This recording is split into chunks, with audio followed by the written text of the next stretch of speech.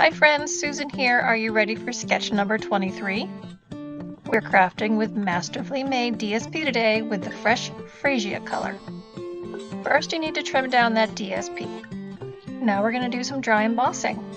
This is one of the textures in the Basics 3D embossing folders. It'll give us a nice subtle background to build on. I stamped my sentiment on my basic white, then die cut the sentiment and a layer with my Something Fancy dies. So here are all our parts and pieces.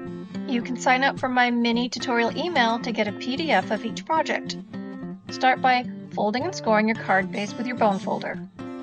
Then add liquid adhesive to the back of your textured background section. Then just position it on the front of your card with framing all around all the edges. Next we're going to add the two sections of DSP. The first one's positioned from the top border, leave about a 1/4 inch gap on the left hand side. Now position the second piece from the bottom, leaving that same gap. They'll overlap in the middle. Now layer up your sentiment layers and then pop it on with some dimensionals.